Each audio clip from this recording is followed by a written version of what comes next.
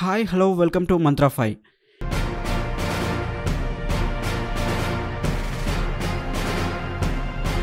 TDP Janasena మధ్య సీట్ల సర్దుబాటు ప్రక్రియ ప్రారంభం కానున్నట్లు తెలుస్తుంది. ఇప్పటికే వైసీపీ రాష్ట్ర వ్యాప్తంగా అభ్యర్థులను ప్రకటిస్తుంది. 60 మంది సిట్టింగ్లను మార్చింది.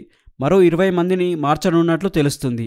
ఈ నేపథ్యంలో టీడీపీ జనసేన కూటమి అభ్యర్థుల జాబితాను తయారు చేసే పనిలో చంద్రబాబు పవన్లు ప్రత్యేకంగా దృష్టి పెట్టనున్నట్లు తెలుస్తుంది. చంద్రబాబు రా కదలిరా సభలను తాత్కాలికంగా నిలిపివేశారు. ఫిబ్రవరి 4 నుంచి తిరిగి ప్రారంభించనున్నారు. అదే రోజు నుంచి పవన్ సైతం ఎన్నికల ప్రచార సభలు మొదలు పెట్టనున్నారు. రెండు పార్టీల మధ్య సీట్ల సర్దుబాటుకు సంబంధించి రకరకాల ప్రచారం జరుగుతుంది.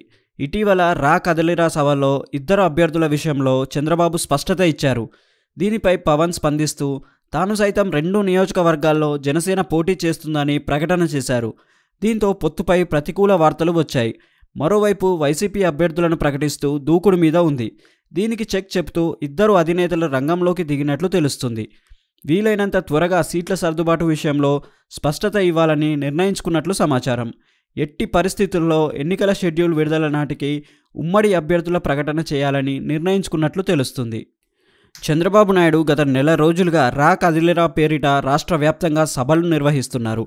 మొత్తం 25 పార్లమెంట్ స్థానాలకు గాను 17 చోట్ల ఈ ప్రచార సభలు పూర్తయ్యాయి. ఇంకా 8 చోట్ల మిగిలాయి.